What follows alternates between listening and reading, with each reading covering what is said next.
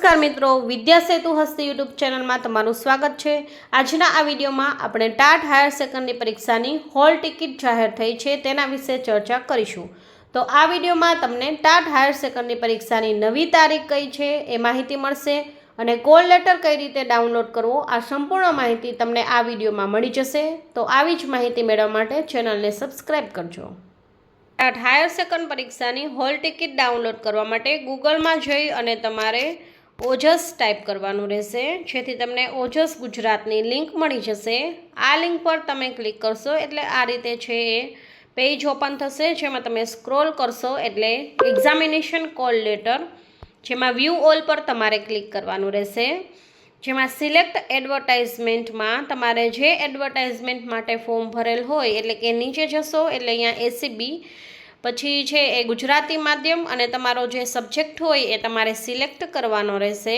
તમે ગમે તે અહીંયા સિલેક્ટ કરી શકો છો। પછી કન્ફર્મેશન નંબર તમારો જે હોય અહીંયા તમે ટાઈપ કરી અને કન્ફર્મેશન નંબર છે અને બર્થડેટ છે એ ટાઈપ કરી શકશો। ત્યારબાદ તમારે છે એ કેપ્ચા એન્ટર કરવાનો રહેશે અને પ્રિન્ટ કોલ લેટર પર ક્લિક કરશો એટલે તમને તમારો કોલ લેટર છે એ મળી જશે। અહીંયા અગત્યની સૂચના આપેલ છે, જેમાં કઈ રીતે તમારે ડાઉનલોડ કરવો એ અહીંયા પણ લખેલું છે। તો આ રીતે તમારે A4 સાઇઝની અંદર પોર્ટ્રેટમાં તમારે કોલ લેટર લેવાનું રહેશે। આ રીતે છે તમે કોલ લેટર ડાઉનલોડ કરી શકો છો। કોલ લેટર ડાઉનલોડ થઈ ગયા બાદ છે પાછળ સૂચના આપેલી છે એ અવશ્ય તમારે વાંચી લેવી। એક વખત હું અહીંયા ડિસ્કસ કરું છું તો જોઈ લેજો।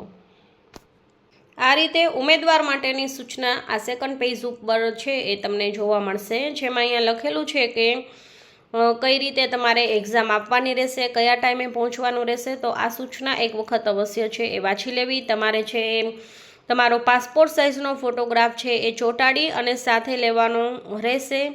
હોલ ટિકિટ જે છે એમાં જે ઉમેદવાર છે એ બધી જ વિગતો છે એ તમારે ક્લાસરૂમમાં બેસીને ભરવાની રહેશે।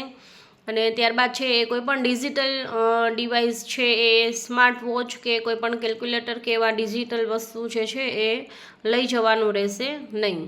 સાયન્ટિફિક કેલ્ક્યુલેટર પણ નહીં લઈ જઈ શકો, પરંતુ જો તમારો સબ્જેક્ટ કેમેસ્ટ્રી, ફિઝિક્સ કે મેથ્સ છે તો સાદો કેલ્ક્યુલેટર તમે છે એ સાથે રાખી શકો છો।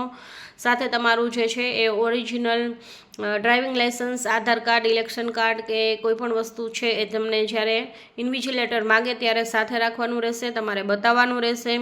1 કલાક અગાઉ તમારે પરીક્ષા સ્થળ પર ઉપસ્થિત થઈ જવું પડશે, એટલે કે સમય છે એ 12 વાગ્યાનો છે તો તમારે છે 1 કલાક અગાઉ 11 વાગે પહોંચી જવું અને 12 થી 3નો સમય છે તો 12 વાગ્યા પછી છે એ તમને અંદર એન્ટ્રી છે એલાઉ નથી। તો તમારે ટાઈમસર છે એ તમારે જે કંઈ પણ સ્કૂલ પર તમારો નંબર આવેલ છે ત્યાં પહોંચી જવાનું રહેશે।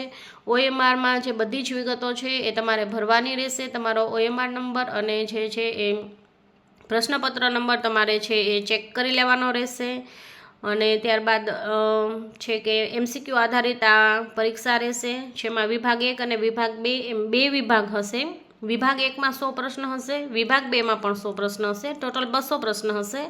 3 કલાકનો સમય છે। જો તમને કોઈ પણ પ્રશ્ન છે ન આવડે તો તમારે છોડી શકો છો। છોડવા માટે તમારે ઈ વિકલ્પ દર્શાવવાનો રહેશે। જો ઈ પર તમે છે સર્કલ નહીં કરો તો માઇનસ થશે, અને જો ખાલી છોડી દેશો તો પણ માઇનસ થશે, અને જો ખોટો હશે, છેકછાક હશે અને વ્યવસ્થિત પ્રશ્ન છે એ તમે જવાબ ઘૂંટેલ ન હોય તો માઇનસ છે એ 0.25 માર્ક્સ તમારા છે એ કટ થઈ જશે। અને બાકી તમને બધી જ માહિતી acbexam.org પર મળી જશે, જે તમે વાંચી શકો છો। અને કંઈ પણ તમારે પ્રશ્ન હોય તો તમે ઇન્વિજિલેટરને પૂછી શકો છો। બાકી બધી જ જે પરીક્ષા છે CCTVની અંડરમાં લેવામાં આવશે, એટલે કોઈ પણ છે તમારે ગેરશિસ્ત કરવાની થતી નથી।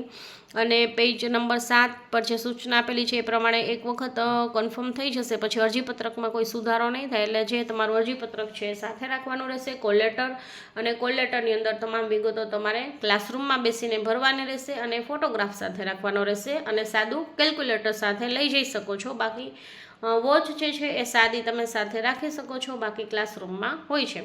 તો કોઈ પણ પ્રશ્ન હોય તો કમેન્ટ બોક્સમાં અવશ્ય રજૂ કરજો। બાકી એક્ઝામ માટે ઓલ ધ બેસ્ટ।